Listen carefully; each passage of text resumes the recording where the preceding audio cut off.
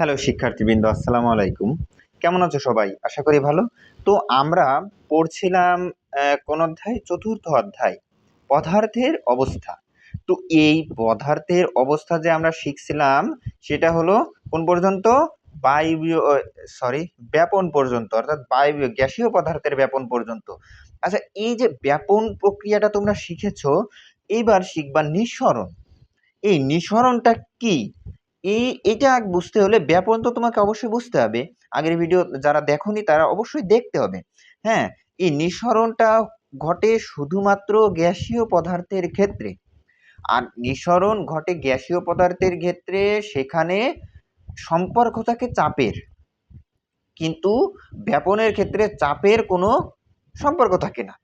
শুধু উচ্চ ঘনমাত্রা থেকে নিম্ন ঘনমাত্রায় পতিত হয়, মানে সমানভাবে কি মিশ্রিত হয়। এইবার চাপের সম্পর্ক বলতে নিঃসরণে কি বোঝানো হয়েছে? ধরো তুমি একটি বেলুন ফোলালে, এই বেলুনটিকে যখন তুমি একটা পিন দিয়ে ফুটাবে, তখন একটা ছিদ্র তৈরি হবে না? ওটাকে বলা হয় পিন হোল। হ্যাঁ, ওই ছিদ্রটাকে বলা হয় পিন হোল, যা তোমার বইতে যে দেওয়াই আছে। আমি যা যা বলছি তোমাদের বুঝিয়ে গুছিয়ে বলছি, মানে একবারে গোছালো ভাবে সুন্দরভাবে উপস্থাপন করছি যাতে তোমরা বুঝতে পারো। এখানে আমি যা যা বলছি, এই যে নিঃসরণের এইখান থেকে শুরু করে একবারে শেষ পর্যন্ত তোমরা পড়বা, ক্লিয়ার হয়ে যাবে একদম আমার ভিডিওটা দেখার পরে। তো এইবার যখন তুমি এই ছিদ্রটা করবে, ঠিক তখনই বেলুনটা কিন্তু ফেটে যাবে। কারণ কি?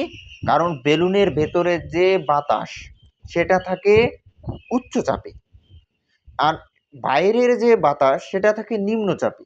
এবার যখন তুমি ছিদ্রটা করলে, অতি দ্রুত অতি দ্রুত সেই বাতাসগুলো বেরিয়ে আসতে চায়, কারণ অতি উচ্চচাপ থেকে নিম্নচাপের দিকে আসতে চায়। ওটাই হলো নিঃসরণ। মানে উচ্চচাপ থেকে নিম্নচাপে আসার যে পদ্ধতি সেটাই হলো নিঃসরণ। আশা করি বুঝতে পেরেছো।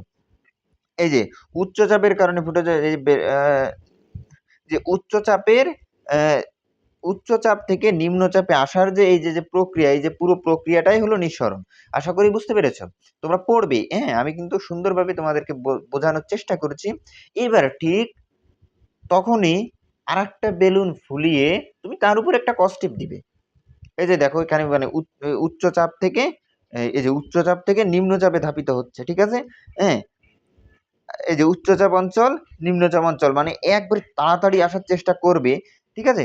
তো তার আগে দেখো যে আগের বেলুনটা ফেটে গিয়েছিল, কারণ সেখানে আহ, উচ্চচাপ থেকে নিম্নচাপে অতি দ্রুত আসার কারণে ওই ছিদ্রটা বড় করতে চাচ্ছিল, যার কারণে পুরোটাই ফেটে গেল। এবার যখন ওইটায় টেপ লাগাবা, বেলুনের উপরে টেপ দিবা, এবার যখন তুমি পিন দিয়ে ছিদ্র করবা, তখন দেখবা আস্তে আস্তে আস্তে আস্তে বাতাসটি বেরোবে। কারণ তখন হবে যে এই যে তখন কেন এটা ঘটবে? কারণ যখন ওই যে টেপ দিয়ে তুমি যে টেপটা দিলে, ওর কারণে ওই যে ভিতরের যে চাপ আর বাইরের চাপ কিন্তু প্রায় সমান হয়ে যাবে। কারণ ওই যে টেপটা তুমি দিয়েছো না, ওই টেপ থেকে আস্তে আস্তে আস্তে মানে বেরোনোর সময় কিন্তু ছিদ্রটাকে বড় করার কোনো সুযোগই তার কাছে থাকবে না। এই জন্য বাতাসটা কিন্তু আস্তে আস্তে আস্তে আস্তে বেরোনোর চেষ্টা করবে। এই যে এই পুরো প্রক্রিয়াটাই হলো নিঃসরণ। আশা করি বুঝতে পেরেছো। তো আজকে আমাদের দৈনন্দিন জীবনে আমরা নিঃসরণের আরো উদাহরণ দেখতে পাই। যেমন আমরা বিভিন্ন যানবাহনের জ্বালানি হিসাবে সিএনজি, এই যে সিএনজি ব্যবহার করি। সিএনজি তো সবাই চেনো। এই যে মূলত উচ্চচাপে সংকোচিত মিথেন গ্যাস। এক্ষেত্রে যানবাহন চালানোর সময় সিএনজি সিলিন্ডার থেকে মিথেন গ্যাস নিঃসরণ হয়ে গাড়ি বা যানবাহনের ইঞ্জিনে প্রবেশ করে। নিঃসরণের মাধ্যমে কিন্তু প্রবেশ করে ওই যে উচ্চচাপের থেকে নিম্নচাপে, বাইরের যে নিম্নচাপ ইঞ্জিনের ভেতর, ওইখানে যাওয়ার প্রবেশ করে। আবার আমরা আমাদের বাসাতেও অনেক সময় রান্নার কাজে জ্বালানি হিসেবে সিলিন্ডারে গ্যাস ব্যবহার করি না? ওই সিলিন্ডার দেখো না, মাঝে মাঝে কিন্তু সিলিন্ডার বাস্ট হয়ে অনেক দুর্ঘটনা ঘটে। কারণ কি? কারণ হলো এই যে ধরো একটা সিলিন্ডার, এইখানে যদি গ্যাস যদি হঠাৎ লিক হয়, তখন এই উচ্চ ঘনমাত্রা, এখানে অনেক গ্যাস আছে, অনেক চাপ আছে এখানে। এইখান থেকে যখন এই বাইরের হালকা হালকা হালকা হালকা গ্যাসের আসার চেষ্টা করবে, তখন এই ছিদ্র বড় করার চেষ্টা করবে, ডাইরেক্ট ব্লাস্ট হয়ে যাবে। বুঝতে পেরেছো? তো আশা করি তোমরা নিঃসরণটা বুঝতে পেরেছো। আমি এই ভিডিওতেই তোমাদের সম্পূর্ণটাই বুঝিয়ে দিচ্ছি। পাতন এবং ঊর্ধ্বপাতন। তো পাতনটা কি? হ্যাঁ, এটা অনেক সোজা। পাতন বোঝার আগে তোমাদের এই একটা দুইটা জিনিস বুঝতে হবে, বাষ্পীভবন আর ঘনীভবন। তোমরা অনেকেই জানো তরল পদার্থকে যখন তাপ দেওয়া হয় তখন তরল পদার্থ বাষ্প আকারে উড়ে যায় উপর দিকে, যায় না? এটা অনেক সবাই জানে। তো বাষ্প আকারে যখন এই তরল পদার্থটা উড়ে যায়, এই প্রক্রিয়াটা হলো বাষ্পীভবন।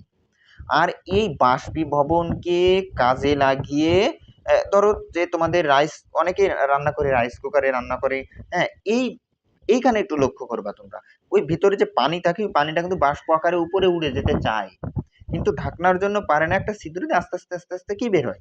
এবার বের হওয়ার পরই এবার দেখবা ঢাকনার নিচে কি থাকে, ঢাকনার নিচে পানি জমা হয়, তাই না? ওই যে পানি জমা হলো মানে বাষ্প আকারে যে উপরের দিকে উঠছিল, ওইটাকে আবার তরলে পরিণত করার পদ্ধতি হলো ঘনীভূত ভবন। ঠিক আছে, ওইটাকে আবার তরলে যে পরিণত হয়ে গেল ওইটা হলো ঘনীভবন। আশা করি বুঝতে পেরেছো, আমি বুঝাইতে পারছি। তো এই ঘনীভবন আর বাষ্পীভবনের পুরো প্রক্রিয়াটা মিলে একসাথে হবে আছে পাতন। আশা করি বুঝতে পেরেছো। যারা বুঝবে না ভিডিওটা একটু পজ করে মানে আরেকবার দেখার চেষ্টা করবা, ঠিক আছে? তো যাই হোক বুঝতে পেরেছো মনে আশা করি। তো এইবার তারপরে কি হবে, তারপরে বাষ্পীভবন আর ঘনীভবনের মধ্যখানে যে ওই যে তরল পদার্থটা বেরোবে, আমি এই ব্যাপারটা আরো ক্লিয়ার করে দিচ্ছি। এইখানে তোমাদের সুন্দর একটা উদাহরণ দেওয়া আছে। ধরো সমুদ্র থেকে তুমি কিছু পানি আনলে, এই পানিটাকে যখন তুমি তাপ দিবা তখন সমুদ্রের পানি ফুটানোর ফলে বাষ্পীভূত হয়ে যাওয়ার পর লবণ হিসেবে থেকে যাচ্ছে, লবণ হিসেবে থেকে যাচ্ছে। এবার যে বাষ্পটায় যে এদিক থেকে এদিকে যাচ্ছে, ওই বাষ্পটা ঠান্ডার একটা পাইপের ভেতর দিয়ে এইখানে তরল পদার্থ হিসেবে পানি থেকে যাচ্ছে, তরল পদার্থ হিসেবে মানে বাষ্প আকারে আসছে, ঠিক আছে, কিন্তু ওই বাষ্পটা আবার তরল পদার্থে রূপান্তরিত হচ্ছে। মানে আরেকবার বলি আমি, লবণটাকে যে তুমি তাপ দিচ্ছ, মানে সরি সমুদ্রের পানিটাকে যে তুমি তাপ দিচ্ছ, এই যে বাষ্প আকারে উড়ে গিয়ে লবণটা থাকছে, এটা হলো বাষ্পীভবন। এই যে এটা হলো বাষ্পীভবন। আর এই বাষ্পটাকে কাজে লাগিয়ে যখন এটা তরলে রূপান্তর হচ্ছে এইখানে, এটা হলো ঘনীভবন। এই পুরো প্রক্রিয়াটাই হলো পাতন। মানে তুমি তাপ দিয়ে লবণ পাচ্ছ, পুনরায় আবার কি পানি পাচ্ছ। তাহলে এটার মানে কি দাঁড়ালো? মানে দাঁড়ালো যে একটা পদার্থ বা একটা বস্তু থেকে দুইটা বস্তু বের করা। আমি সহজে বললাম আর কি। পাতন প্রক্রিয়ায় কোনো রাসায়নিক বিক্রিয়া হয় না। আমি এক লাইন একটু পড়াই দিই। এই যে এখানে পাতন প্রক্রিয়ায় কোনো রাসায়নিক বিক্রিয়া হয় না। কোনো মিশ্রণ একাধিক উপাদান থাকলে সেই মিশ্রণ থেকে উপাদানগুলোকে আলাদা করা হয়। ওই যে পানির মধ্যে লবণ ছিল, একাধিক মিশ্রণ, একাধিক উপাদান, এই বিশুদ্ধ, এই যে এই উপাদানগুলো থেকে যে একটা উপাদান আলাদা করা হচ্ছে, লবণ পানি একসাথে ছিল, সেখান থেকে পানিকে আলাদা করা হচ্ছে, লবণকে আলাদা করা হচ্ছে। এই পুরো ব্যাপারটাই হলো পাতন। আশা করি বুঝতে পেরেছো। হ্যাঁ, আশা করি আপনারা বুঝতে পারছেন।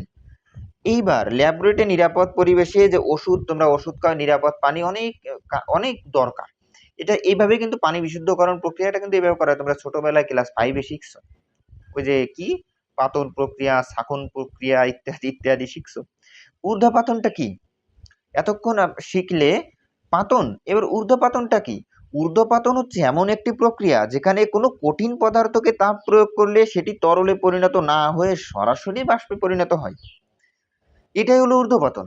একটু আগে পাতন পড়লে যে তরল পদার্থকে তাপ দিলে সেটা বাষ্পে পরিণত হয়, সরি কঠিন পদার্থকে, ধরো বরফ, একটা কঠিন পদার্থ, এটা বরফ, একটা কঠিন পদার্থ, এটাকে তাপ দিলে এটা হলো তরলে, যে তরলে পরিণত হইল। এবার তরলে পরিণত হওয়ার পরে এই তরলটাকে বাষ্পে পরিণত করা হয়ে উপাদানগুলোকে আলাদা করা হলো, এটাই হলো পাতন। এবার ঊর্ধ্বপাতনটা কি হবে? ঊর্ধ্বপাতনটা হবে একবারে কঠিন পদার্থ থেকে ডাইরেক্ট বাষ্পে পরিণত হবে, কোনো তরল পদার্থে পরিণত হবে না। এর উদাহরণটা হলো কর্পূর। অনেকে কর্পূর কর্পূর অনেকেই দেখো, অনেকে না সবাই জানে যে কর্পূর কি জিনিস। এটা দেখবা উড়ে যায়, তরল পদার্থ হয় না। কর্পূর দেখছো তুমি আছে এখানে, একটু রেখে দাও, দেখবে একবারে উড়িয়ে গেল, সেখানে নেই। ওইটা হলো কি ঊর্ধ্বপাতনের কারণে, মানে কঠিন পদার্থ ছিল ডাইরেক্ট বাষ্পভবন হয়ে উড়ে গেল, এটা হলো ঊর্ধ্বপাতন। আশা করি বুঝতে পারছো, আমি বোঝানোর জন্য সহজে বললাম। আবার ন্যাপথলিনের ক্ষেত্রেও এটা প্রযোজ্য। ঠিক আছে, এই ন্যাপথলিন তাপ দিলে সেটি প্রথমে তরল না হয়ে সরাসরি গ্যাসীয় পদার্থে পরিণত হয়। হ্যাঁ, ড্রাগ আইস হচ্ছে আচ্ছা যাই হোক, এগুলো একটু পড়ে নিবে। হ্যাঁ, আচ্ছা, এই ঊর্ধ্বপাতন, এই আশা করি বুঝতে পারলে, এগুলো একটু পড়বে, আমি যা যা বলছি এখানে তোমরা পড়লেই আশা করি বুঝতে পারবে। পদার্থগুলোকে তাপ দিলে সেগুলো তরলে পরিণত নয়, সরাসরি বাষ্পে পরিণত হয়। এই পদার্থগুলোকে ঊর্ধ্বপাতন বলা হয়। বারবার একই কথাই লেখা আছে, তো আপনারা একটু পড়বেন। ল্যাবরেটরিতে যথাযথভাবে নিরাপদ পরিবেশে নিচের এই সহজ প্রক্রিয়াটি দিয়ে খুব সহজে ঊর্ধ্বপাতন প্রক্রিয়া পর্যবেক্ষণ করা হয়। পর্যবেক্ষণটা পড়বে। এবার দেখো, কোনো কঠিন পদার্থের মিশ্রণের মধ্যে যদি একটি ঊর্ধ্বপাতিত পদার্থ মিশ্রিত থাকে, তাহলে ঊর্ধ্বপাতিত পদার্থকে মিশ্রিত থেকে সহজেই পৃথক করা যায়। যেমন খাবার লবণে, খাবার লবণ এটার সংকেত হচ্ছে NaCl। এইবার সঙ্গে অ্যামোনিয়াম ক্লোরাইড বা নিশাতল মিশ্রিত থাকলে ঊর্ধ্বপাতন প্রক্রিয়ায় নিশাতলকে আলাদা করা যায়। একটু আগে তোমরা ওই যে পাতন প্রক্রিয়া আলাদা করার প্রক্রিয়া শিখলে, এই আলাদা করার প্রক্রিয়াকেই বলা হচ্ছে। বুঝতে পেরেছো? এইবার দেখো, তেল পরিশোধনে অধিক পাতনের, আংশিক পাতনের মাধ্যমে বিভিন্ন দ্রব্যে পরিণত। আচ্ছা, এই যে পাতন প্রক্রিয়াটা হচ্ছে যে তেলের ক্ষেত্রে, এটা যারা একটু বোঝে তারা কিন্তু ধরে ফেলবে সহজে। কি ধরে ফেলবে? অপরিশোধিত তেল এখানে আছে।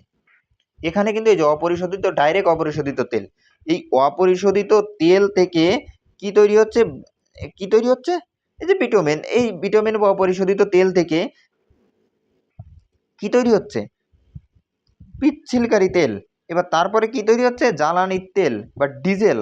এই যে তাপের মাত্রাটা এই যে এখানে দেওয়া আছে, এটা একটু পড়ে নিবেন। অনেক ব্যাখ্যায় যাওয়া যাচ্ছে না। যাদের প্রয়োজন তারা বলবেন যে আমাদের অতিরিক্ত ডিটেলস ব্যাখ্যা এখানে দিতে যা আপনাদের বইতে নেই। হ্যাঁ, যদি বলেন দিব। এবার তারপরে ডিজেল, তারপরে কি আসছে? ডিজেল, তারপরে কি? ফুয়েল। এই যে ফুয়েল, এখানে ফুয়েল মানে পারফিন বা ফুয়েল। হ্যাঁ, এবার তারপরে আসছে কি? এই যে আস্তে আস্তে আস্তে আস্তে একটা সিস্টেমে যাচ্ছে। এবার তারপরে পেট্রোল, গ্যাসীয় পদার্থ, এই যে এইখান থেকে এই যে পর্যায়ে যে গেল, অপরিশোধিত তেল থেকে বিভিন্ন পর্যায়ে নিয়ে যাওয়ার প্রক্রিয়া, এটা হলো পাতন প্রক্রিয়া। মানে আলাদা আলাদা করছে, একটা থেকে একটা আলাদা করছে। বুঝতে পেরেছো? এইবার আবার অ্যামোনিয়া মিশ্রিত খাবার লবণ থেকে ঊর্ধ্বপাতন পদ্ধতিতে আয়োডিন আলাদা করা হয়। হ্যাঁ, আশা করি আলাদা করার পদ্ধতিটা আপনারা বুঝতে পেরেছেন। তো আর নেই, পরবর্তীতে আমরা পদার্থের গঠন নিয়ে আলোচনা করব। তো আজকে এই পর্যন্তই। সবাই ভালো থাকবো, সুস্থ থাকবে। আসসালামু আলাইকুম।